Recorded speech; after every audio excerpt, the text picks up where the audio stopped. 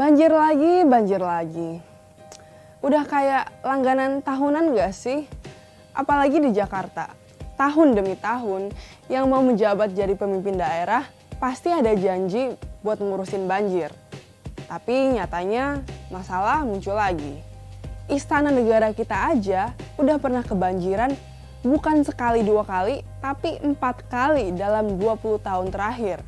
Kita juga masih mengingat kejadian Januari tahun lalu, di mana sedikitnya 21 orang tewas karena banjir besar di Jakarta, Bogor, Depok, dan Bekasi. Akhir pekan lalu, Kepala BNPB DKI Jakarta, Sabdo Kurnianto, juga mencatat ada 5 korban jiwa dan lebih dari 1.300 warga Jakarta yang harus mengungsi. Sampai kapan akan banjir terus? Dan sebenarnya apa yang perlu dilakukan secepatnya untuk ngatasin banjir? Kita akan membahasnya dalam Quick Insight.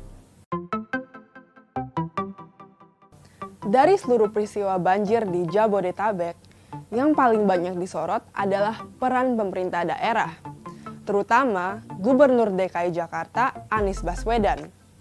Hashtag Anies ngapain aja bahkan sampai trending di Twitter. Tapi sebelum kita main ngegas di sosmed, ayo kita lihat dulu fakta yang bisa kita kasih ke pemerintah. Anies sempat ngucapin statement yang bikin beberapa tokoh masyarakat tersinggung. Katanya banjir yang masuk ke Jakarta itu turunan dari Sungai Ciliwung di Depok. Sungai Ciliwung adalah salah satu sungai paling penting di Jawa Barat. Dengan panjang 120 km, Sungai Ciliwung melintasi 3 wilayah, yaitu Bogor, Depok, dan Jakarta. Sungai ini memang dikenal punya banyak masalah dan gampang meluap, jadi sering bikin banjir. Namun Wali Kota Bogor Bima Arya nggak senang dengan pernyataan Anies, karena ternyata November lalu Bima sudah melakukan ekspedisi ke Sungai Ciliwung dan ngasih rekomendasi perbaikan sungai ke Anies. Tapi sampai sekarang rekomendasinya masih belum dijawab. Saya sudah menyurati Pak Gubernur waktu itu, temuan kami dari ekspedisi Ciliwung yang sebetulnya harus menjadi perhatian bersama. Ya, banyak perumahan liar, banyak limbah dan lain-lain gitu.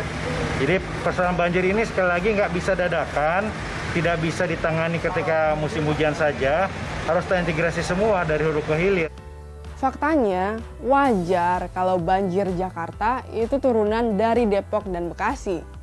Karena ketinggian daratannya memang paling rendah dan air pasti ngalir dari permukaan yang lebih tinggi. Yang jadi permasalahan sekarang adalah proyek normalisasi Sungai Ciliwung yang enggak selesai-selesai. Proyek untuk memperluas Sungai Ciliwung udah dikerjakan sejak 2013, tapi belum selesai sampai sekarang. Direktur Sungai dan Pantai Kementerian PUPR, Bob Arthur Lombogia, menjelaskan rencana normalisasi Sungai Ciliwung mangkrak tahun ini karena pemerintah daerah belum berhasil membebaskan lahan di sekitar sungai. Kita butuh menormalisasi kurang lebih 33 km dan yang sudah dilakukan adalah sekitar 16 km. Normalisasi kali Ciliwung itu sangat penting di DKI Jakarta karena dia akan sangat banyak meredam banjir yang terjadi nantinya. Setelah itu, menurut pakar lingkungan hidup dari UI Tarsun Waryono, hampir semua waduk yang ada di Jakarta, Depok, dan Bogor nggak efektif lagi untuk nampung air karena terjadi pendangkalan. Jadi, selain normalisasi sungai, perbaikan waduk juga sangat penting. Inilah yang dilakukan Singapura sejak tahun 72.